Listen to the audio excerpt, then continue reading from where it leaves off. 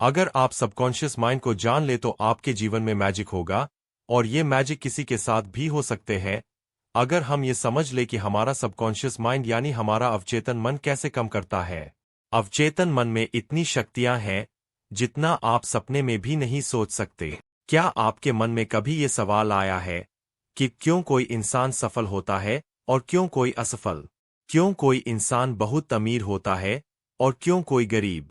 क्यों किसी की सेहत अच्छी होती है और क्यों कोई बहुत बीमार रहता है? अगर आपके मन में भी ये सवाल है, तो ये समरी आपके लिए बहुत स्पेशल हो सकती है। तो चलिए फिर हम अपने सबकॉन्शियस माइंड की रियल पावर को डिटेल में समझते हैं। जाओगे।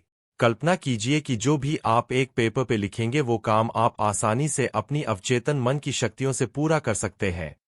आप अवचेतन मन की शक्तियों को इस्तेमाल करके कोई भी मुश्किल से मुश्किल परीक्षा भी आसानी से क्रैक कर सकते हैं।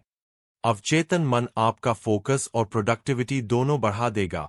अगर हम दिमाग को समझने के लिए उसे दो हिस्सों में बांटे तो उसके नाम होंगे कॉन्शियस माइंड और दूसरा है सबकॉन्शियस माइंड। कॉन्शियस माइंड आपका लॉजिकल ब्रेन है जो अंडरस्टैंडिंग पर काम करता है। आपका कॉन्शियस माइंड आपके कंट्रोल में होता है। आपका अवचेतन मन आपके इनवॉलंटरी एक्शंस मतलब जो आप कंट्रोल नहीं कर सकते उसे कंट्रोल करता है।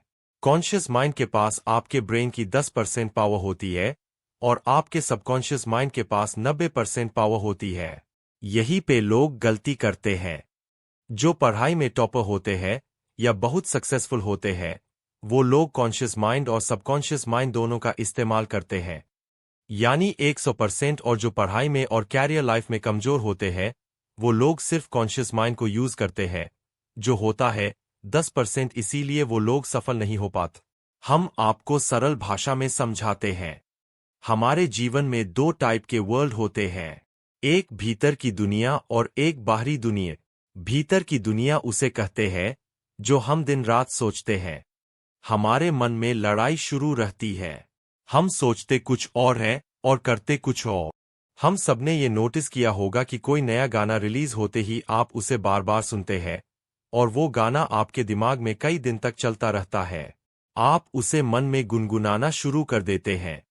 ये होता है भीतर की दुनिया। और दूसरा होता है बाहरी दुनिया।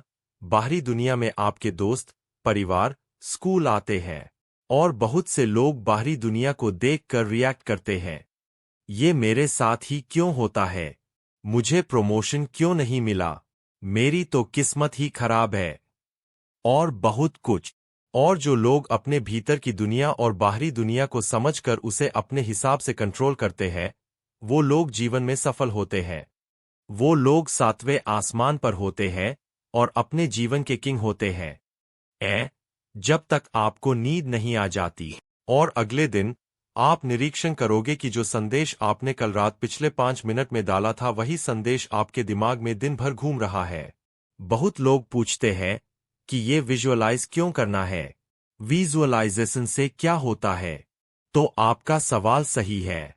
हमारा जो सबकॉन्शियस माइंड होता है, वो सिर्फ इमोशंस की भाषा को समझता है और वो तर्क को नहीं समझ पाता। इसलिए जो भी आप देखते हैं और विजुअलाइज करते हैं, उसी में आपका सबकॉन्शियस माइंड डिफरेंस नहीं कर पाता क्योंकि आपका अवचेतन मन आपसे सवाल जवाब नहीं करता। सवाल जवाब करने का काम होता है कॉन्शियस माइंड का। इसीलिए आपका अवचेतन मन क्या सच है और क्या झूठ है, वो समझ नहीं पाता। आपका अवचेतन मन एक बच्चे की तरह है, जो आप उससे कहेंगे वही बात करेगा। पुराने जमाने के लोग कैसे मेंटल हीलिंग करते हैं और बहुत जल्द ठीक हो जाते थे। पुराने जमाने के लोग 3 स्टेप फॉर्मूला में बहुत ज्यादा विश्वास रखते थे। वो फॉर्मूला है पूछो, विश्वास करो और प्राप्त करो। यानी मांगो जो आपको मांगना है, विश्वास करो कि आप उसे पा चुके हो, यानी ऐसा फील करो कि वो तुम्हें मिल चुका है और आने वाले समय में वो चीज आपके पास रहेगी।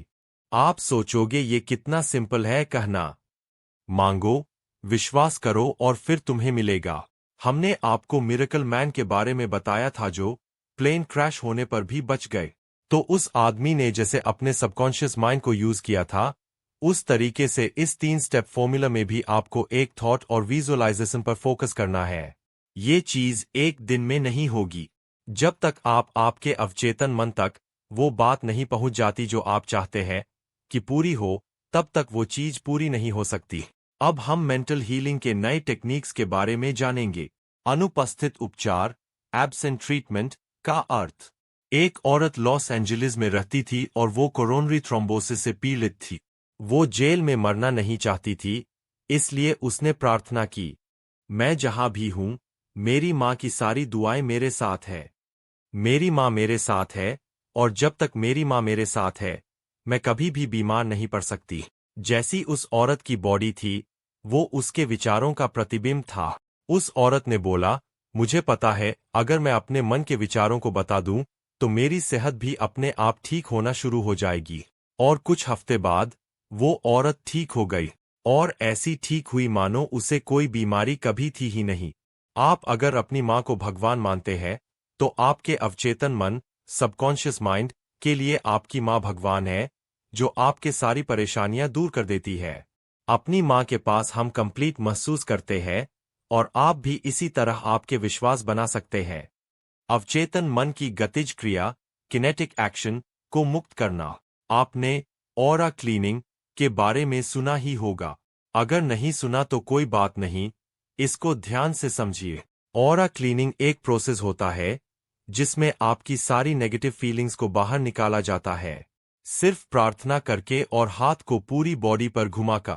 ऑरा क्लीनिंग थेरेपिस्ट भी होते हैं, जो अपॉइंटमेंट्स लेते हैं, और सभी क्लाइंट्स के दर्द को एक्यूप्रेशर की मदद से और मॉडर्न टेक्निक से आपको ठीक कर देते हैं। अब हम मेंटल हीलिंग के नए टेक्निक्स के बारे में जानेंगे। अनुपस्थित उपचार, एब्सेंट ट्रीटमेंट का अर्थ। एक औरत लॉस एंजलिस में रहती थी और वो कोरोनरी थ्रोम्बोसिस से पीड़ित थी। वो जेल में मरना नहीं चाहती थी, इसलिए उसने प्रार्थना की, मैं जहां भी हूं, मेरी मां की सारी दुआएं मेरे साथ है। मेरी मां मेरे साथ है, और जब तक मेरी मां मेरे साथ है, मैं कभी भी बीमार नहीं पड़ सकती। जैसी उस औरत की बॉडी थी, वो उसके विचारों का प्रतिबिंब था। उस औरत ने बोला, मुझे पता है, अगर मैं अपने मन के विचारों को बता दूं, तो मेरी सेहत भी अपने आप ठीक होना शुरू हो जाएगी। और कुछ हफ्ते बाद, वो औरत ठीक हो गई। और ऐसी ठीक हुई मानो उसे कोई बीमारी कभी थी ही नहीं। आप अगर अपनी मां को भगवान मानते हैं, तो आपके अवचेतन मन, सबकॉन्शियस माइंड, के लिए आपकी मां भगवान है, जो आपके सारी परेशानियां दूर कर देती है। अपनी मां के पास हम कंप्लीट महसूस करते हैं, और आप भी इसी तरह आपके विश्वास बना सकते हैं। अवचेतन मन की गतिज क्रिया, किनेटिक एक्शन, को मुक्त करना। आपने ऑरा क्लीनिंग के बारे में सुना ही होगा। अगर नहीं सुना तो कोई बात नहीं, इसको ध्यान से समझिए। ऑरा क्लीनिंग एक प्रोसेस होता है, जिसमें आपकी सारी नेगेटिव फीलिंग्स को बाहर निकाला जाता है, सिर्फ प्रार्थना करके और हाथ को पूरी बॉडी पर घुमाकर। ऑरा क्लीनिंग थेरेपिस्ट भी होते हैं,